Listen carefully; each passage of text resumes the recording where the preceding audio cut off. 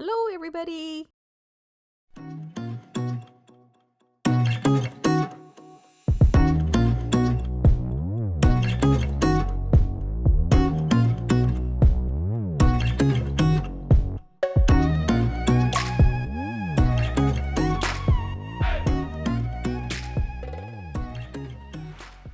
Hey there, everybody. Geraldine Rose with the last color throwdown challenge 763 in coral, light blue, and navy blue. For the background panel, we're using the Creative Expression Snowy Forest Glade after misting both sides of the cardstock, so that it'll go through that embossing fold a little bit better. I'm getting our die cuts ready from the Layered Songbird from a Simon Says stamp, so that we can go in and do our color blending on this. And ladies, why do we say that? We're going in with this color. We're going in with that color. I'm coming in with this. I'm coming out. It sounds like we're going off to war, doesn't it? Can you imagine a bunch of, like, us more mature ladies glumping across some kind of, like, battlefield, with Team Nobrov, the girls just flying kind of like that would be a severely impressive sight indeed to behold. I think the guys would scatter. Anyway, we're still going in with the blues and the coral tones on this one. And I wanted to bring in a watercolor aspect, so I got out my watercolor pencils.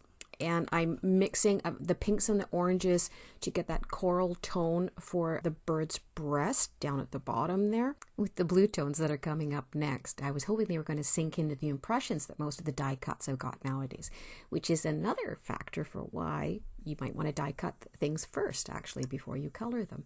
So here, of course, we're gluing on the little beak and all the other pieces together. And again, most of the die cuts have got impressions so that you can see where each of those components is supposed to fit into the next one. Now, we used to enjoy Saturday mornings watching the birds up here on the side of the mountain that we're on. We're between two park trails up here, and Strata changed the rules, no bird feeders allowed. So we miss our chickadees and the juncos and the blue jays and all the other ones that used to come out here. So I'm making the bird instead. And I decided he wants to be a sparkly bird. So he's going to have some shimmer. And I put that on with one of the Nouveau shimmer pens. So getting back to the panel, spritzed it so that the sprays would spread a little bit better, and I'm going in with various tones of blue here and some white and some silver, some of the mica sprays to kind of add a little bit of shine in the background.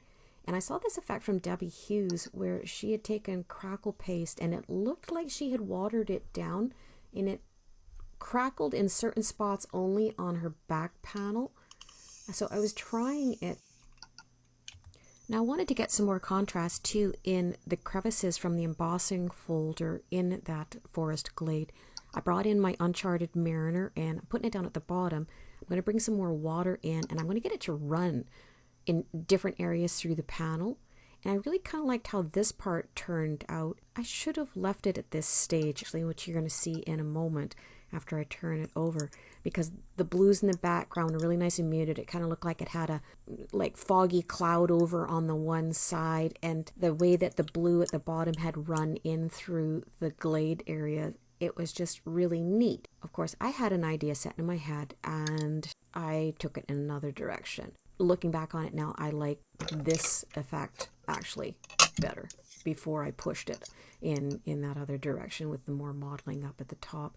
And then, of course, this is the other thing I did, is I wanted to accentuate like the snow on the trees and brought in just some generic white paint with a brayer to get over that 3D texture that's on the top to make it look like the snow was on the branches.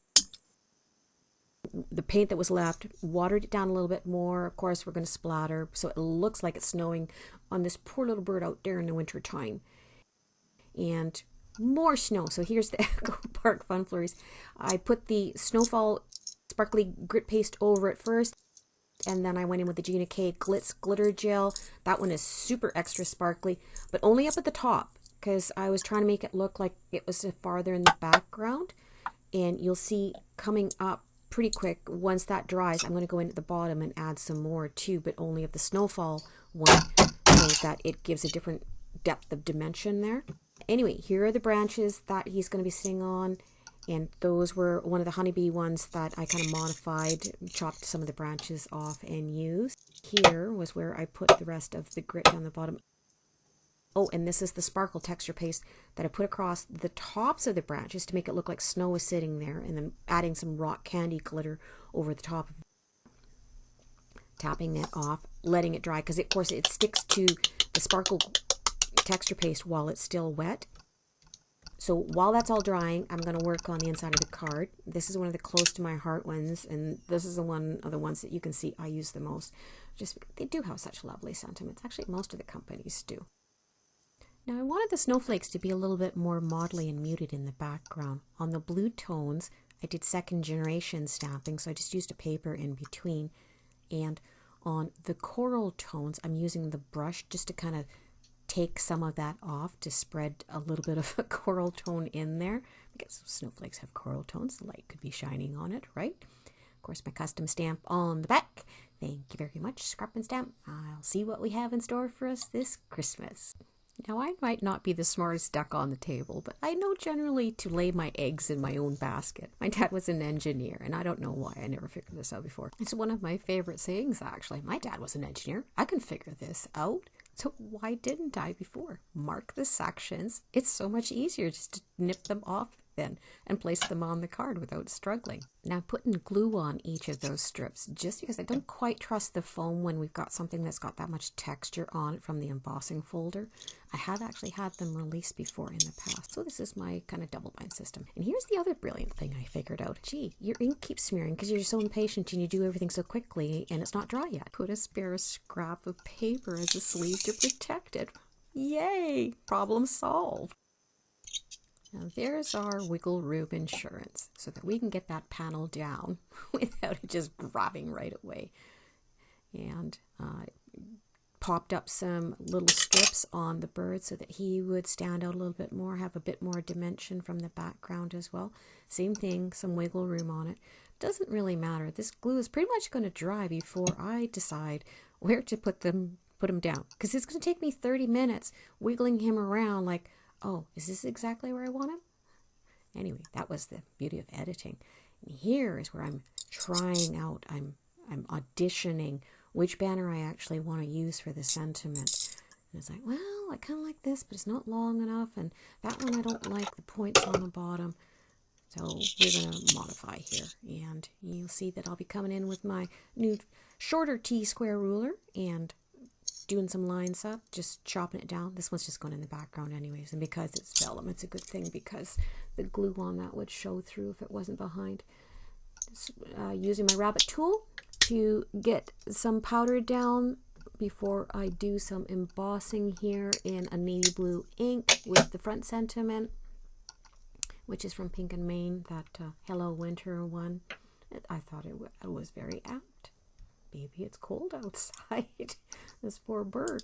He's going to have to fluff his feathers up in this. And here's the clear embossing powder. Tapping off the excess there. Doesn't really matter. I'm going to go in with some more icicle paste over top of this to kind of get another effect so that it like, oh, it's cold and it's dripping. Here, though, is the obligatory heating of the embossing powder segment where we get to watch it melt. And on the banner, I was trying to accentuate that, oh, it's blue and it's cold. So instead of just having the plain white with the navy lettering, I took my blending brush and put some more blue around the outside. Here, adding another one behind it just for some stability. This is the icicle paste, so just kind of smeared it on haphazardly. You know, we're going to let it dry there. It's just sitting there. I'm taking a chance, but behind it is actually the vellum. So some half pearl embellishments in kind of a navy blue on there to kind of look like he's on a branch that's got some berries. And after gluing the banner down, that pretty much finishes this card up. So everybody, you go be that change that you want to see in the world, and you all have some fun today. Okay, see you next time. Bye-bye.